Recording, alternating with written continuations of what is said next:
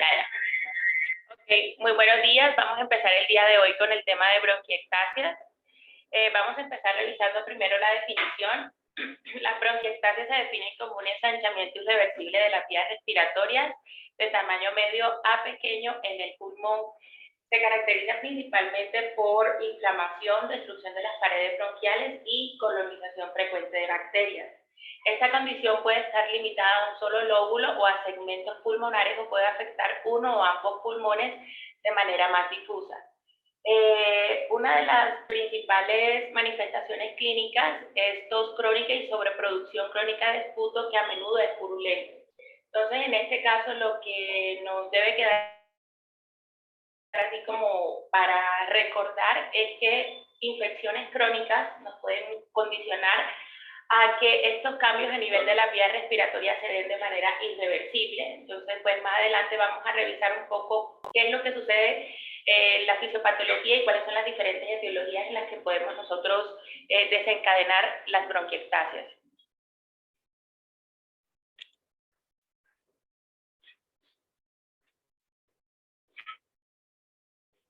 Ok. Pero aquí. Okay. Bueno, básicamente lo que sucede en este caso es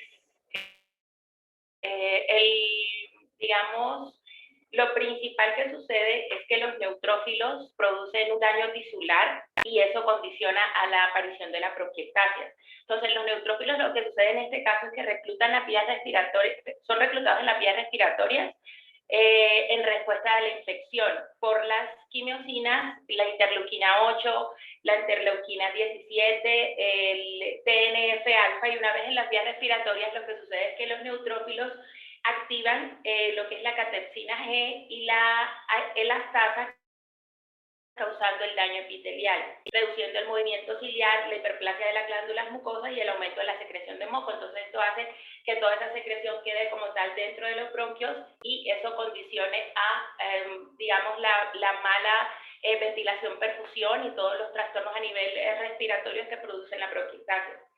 Esto va sucediendo como de manera cíclica, entonces empiezan a producir un círculo vicioso que consiste en infecciones respiratorias, producción de todas estas interleuquinas que ya mencionamos, que producen inflamación, alteración en el movimiento ciliar del moco y daño estructural, que es lo que al final conlleva la enfermedad.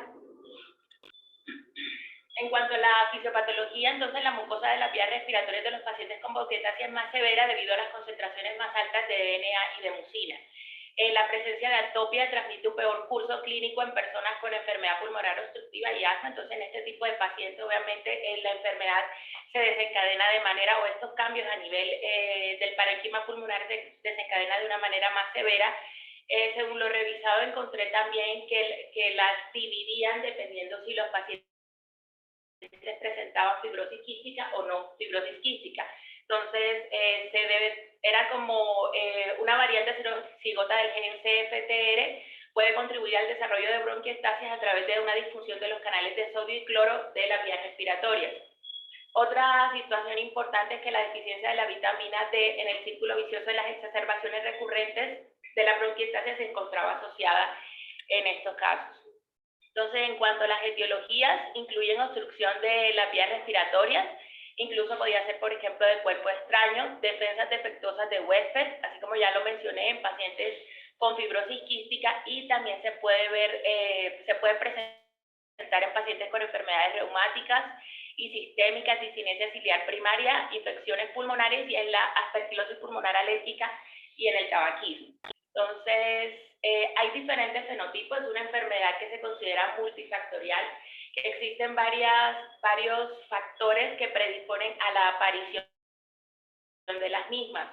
Unos son factores genéticos, como ya lo mencionamos, las mutaciones en el gen CFTR que condicionan la fibrosis quística, o factores ambientales que ya los vamos a mencionar. Entonces, hay varios fenotipos en el artículo que revisé. Entonces, el primero en el que vamos a hablar es un fenotipo dado por radiología, en donde traje como los signos clínicos y los signos indirectos que nosotros podemos ver. Principalmente se pueden evidenciar de manera muy clara en una tomografía de tórax, la relación arterial mayor a 1, la falta de ensanchamiento bronquial, la visualización de bronquios periféricos a menos de 1 centímetro de la pleura en contacto con la pleura mediastínica. Me encontré que habían unos signos clínicos indirectos, que son el engrosamiento peribronquial, el taponamiento de moco, el patrón de mosaico, básicamente esto que vemos acá, los nódulos centrolobulillares, los nódulos de árbol en yema, áreas focales de atrapamiento de aire, atelectasias y consolidación. Entonces, realmente lo que, según lo encontré de la parte radiológica, la tomografía de tórax es el método más rápido y no invasivo que nos permite a nosotros diagnosticar con estos criterios radiológicos que ya mencionamos. Aquí les traje como la forma como se ve en la tomografía. Entonces, hay diferentes tipos de bronquiectasia según su fenotipo macroscópico. Entonces, están las bronquiectasias, el bronquio normal es el primero que nosotros vemos en la esquina superior izquierda. Está el bronquio cilíndrico, que es este que está acá. En cuanto al bronquio cilíndrico, encontré que su presentación es aproximadamente el 40%, tienen un calibre uniforme y no se estrechan, y están asociados con el signo de anillo de sello. En las bronquiectasias varicosas, que son estas que están acá, encontré que se presentan aproximadamente en el 9.9% y los bronquios están dilatados y contraídos con un patrón irregular, que sería este que está acá.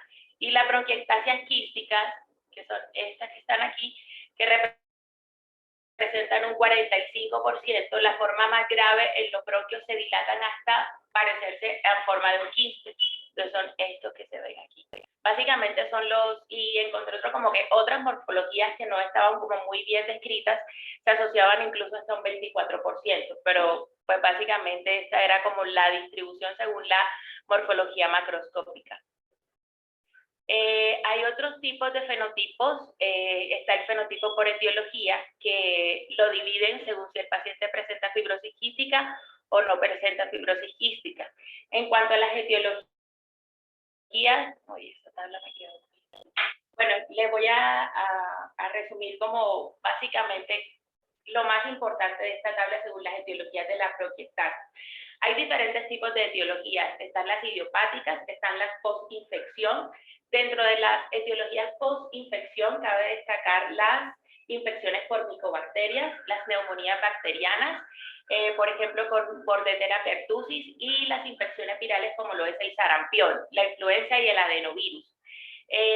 También es muy importante la asociación con aspergilosis.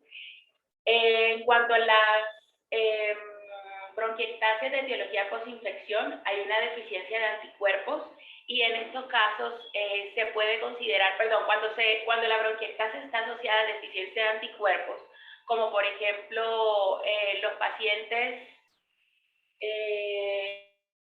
que presentan inmunidad deteriorada, lo que son pacientes, por ejemplo, con VIH. Este tipo de pacientes, doctor, leí que se utilizaba inmunoglobulina previa en el tratamiento de la bronquiectasia. Entonces, que en este tipo de pacientes se utilizaba la inmunoglobulina para corregir el efecto humoral de la respuesta de pronto a la respuesta inmunitaria de la actividad humoral y reducir las infecciones en este caso. La bronquiectasias, por ejemplo, que están asociadas a discinesia ciliar primaria, se caracterizan por infecciones recurrentes del aparato respiratorio, tanto de la vía aérea superior como inferior, y pueden tener un curso totalmente diferente a las bacterianas. Afecta predominantemente lo que es el epitelio ciliado del tracto respiratorio. También encontramos las que se asocian a la parte genética, que no solo la fibrosis quística y no solo tampoco la discinesia ciliar primaria, sino que también están asociadas, por ejemplo, el déficit de alfa-1-antitrypsina, malformaciones que se presenten en el árbol bronquial, deficiencia de cartílagos y secuestros pulmonares y atrofia bronquial. Dentro de las que están las alérgicas o las autoinmunes también encontramos lo que es, la aspergilosis, el asma, el EPOC. También se encuentran asociadas las enfermedades de tejido conectivo, por ejemplo, la artritis reumatoidea, el lupus, la enfermedad de Sjögren y la enfermedad inflamatoria intersticial. También pueden ser producidas por mecanismos obstructivos como lo son un cuerpo extraño, malignidad o anormalidades anatómicas. Dentro de la parte de malignidad encontré que se han asociado a tumor primario de pulmón como el carcinoma broncogénico, el carcinoma bronquial y el timoma, son los que están más asociados a la bronquiectasis. Y en cuanto a las enfermedades crónicas, también pues encontré que se asocian más a las enfermedades granulomatosas, como son la sarcoidosis, las neumonías intersticiales y post-trasplante de pulmón. También puede ser otra situación. Bueno, hay otro tipo de fenotipos. Esta fue una escala que encontré. Es un fenotipo clínico por gravedad y pronóstico. Entonces,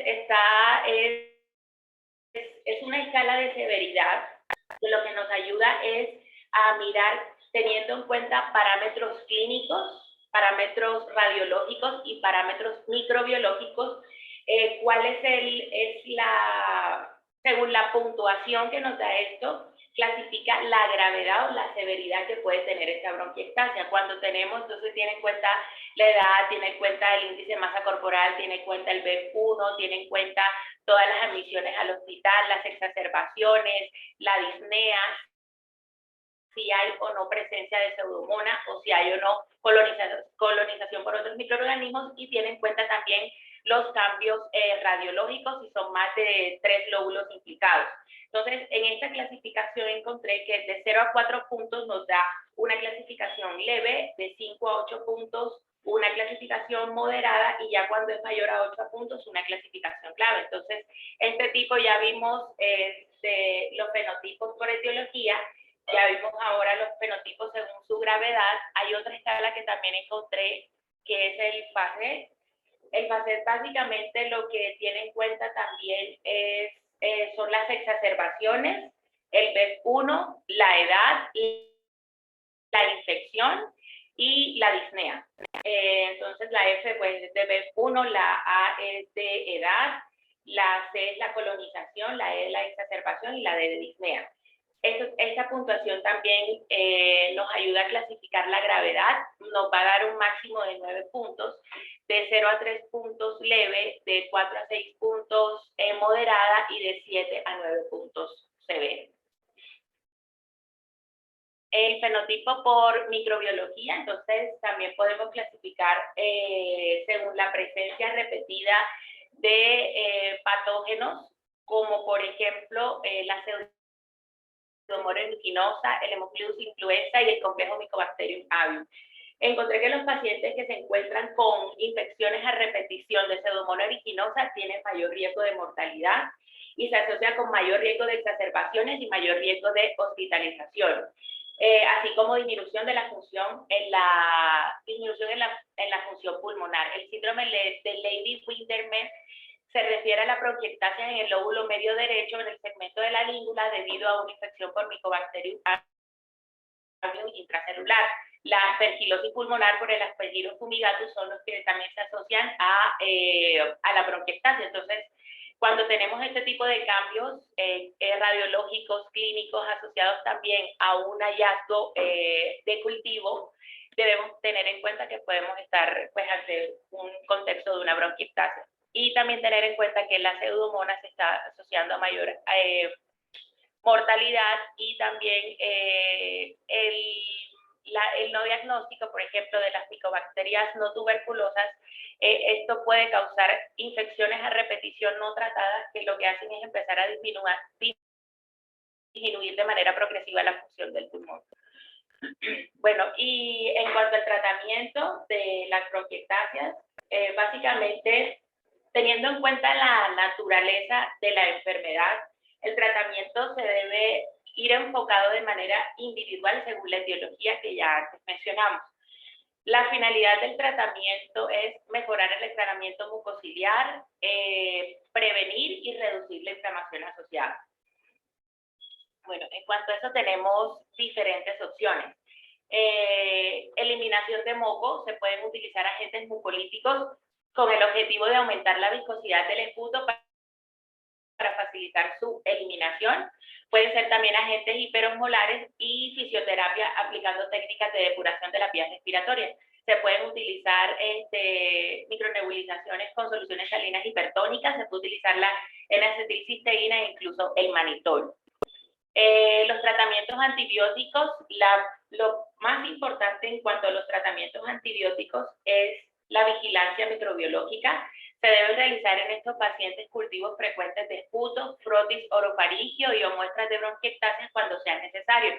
En caso de infecciones a repetición, se debe tener en cuenta los lavados broncoalveolales para poder identificar el patógeno de manera exacta y dar un tratamiento antimicrobiano dirigido. Dentro de los antibióticos propuestos para la utilización, para el tratamiento de las bronquiectasias, está la citromicina y la doxiciclina. Tener en cuenta los efectos secundarios que nos puede producir la citromicina, como es el QT prolongado, arritmias cardíacas, ototoxicidad y tinnitus. Y de la doxiciclina, trastornos gastrointestinales y puede aumentar la fotosensibilidad de la piel. En cuanto a los tratamientos con esteroides, no se ha demostrado el beneficio de los corticosteroides orales en las bronquiectasias agudas o estables. Sin embargo, se pueden utilizar y mejorar los síntomas en una enfermedad que se encuentre estable, no en exacerbaciones. Reduce los marcadores inflamatorios en el esputo y reduce el volumen del esputo, no reduce las exacerbaciones.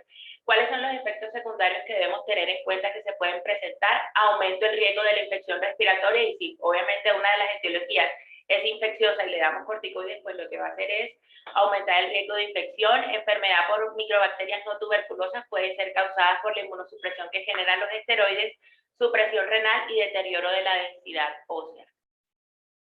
Otro tratamiento, bueno, lo que encontré ya como para finalizar, el tratamiento, encontré que la lobectomía se podía utilizar en enfermedades que estuvieran localizadas, unilaterales y que fueran con síntomas persistentes que no respondieran al tratamiento.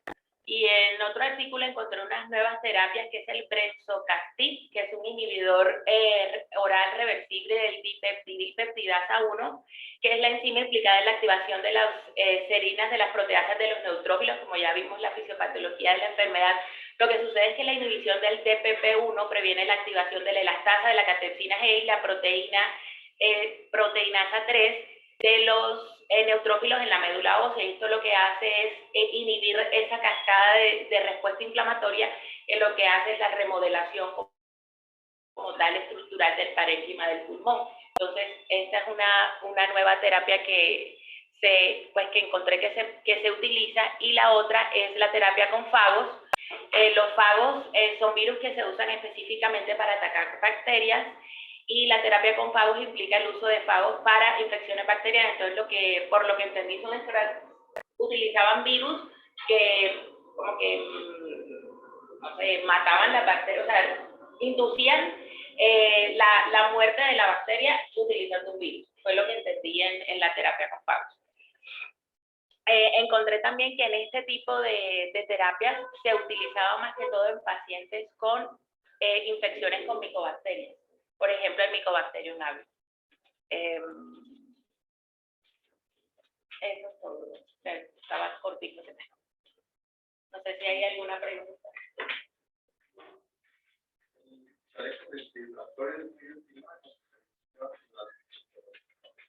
Ha demostrado gran beneficio. Se utiliza como terapia respiratoria para remover infecciones, pero no ha sido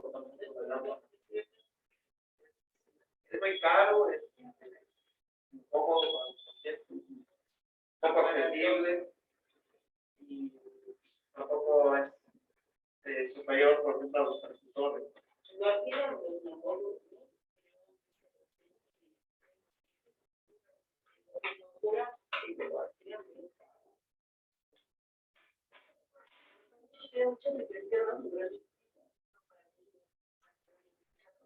Nos ponen a las armonías de ABC. Los señores están con y dicen que están haciendo bien.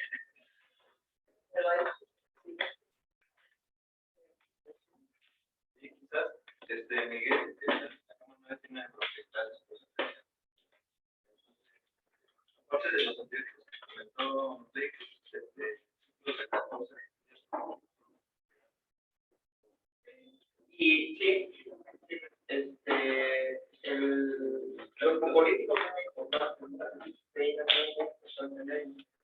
también depende de la causa, porque por ejemplo los que tienen los que son todos estos difícilmente los vamos a ver.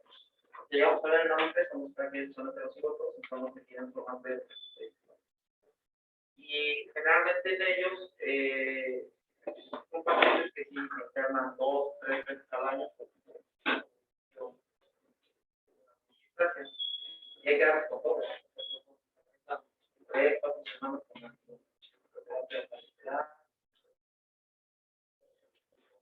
Y la verdad es que la expectativa de vida de ellos no es tan larga, o sea, no es tan corta como los conocidos.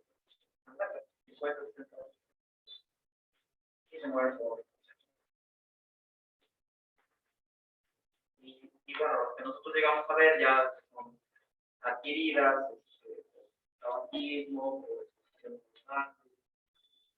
pues tiene alguna deficiencia que está bien diagnosticada, son los que nosotros alcanzamos a ver ya, favoritos, etcétera, tienen su propia distancia y que la desarrollan ya pues, y ellos en general, en el cuadro, las hospitalizaciones por son, y los cuadros de agudización son mucho menos frecuentes que los de pues vamos más con los de y más que sí.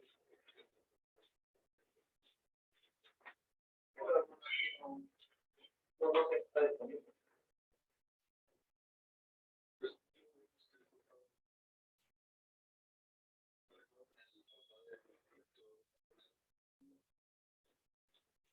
Sí, lo llevamos a sí.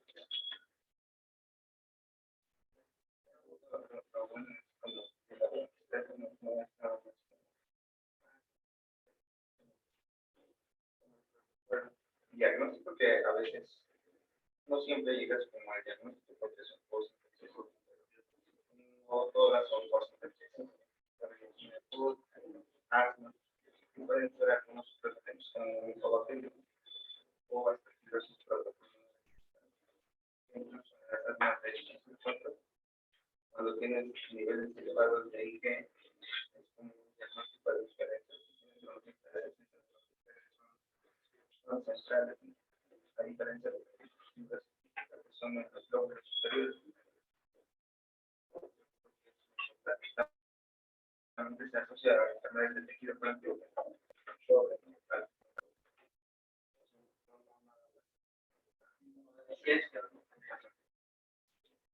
un variable y esos son los que de los que hablamos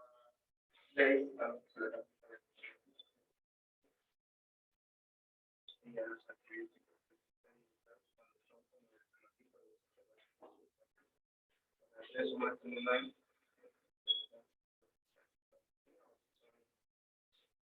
por el por segundo hay la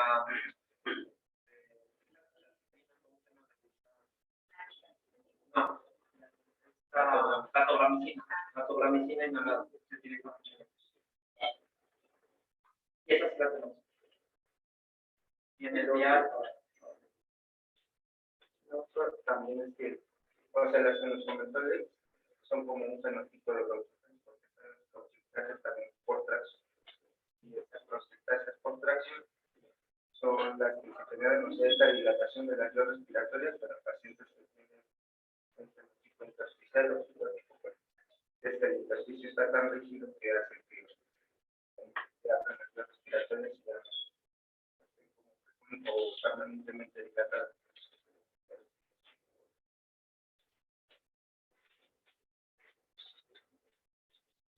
¿Algo más?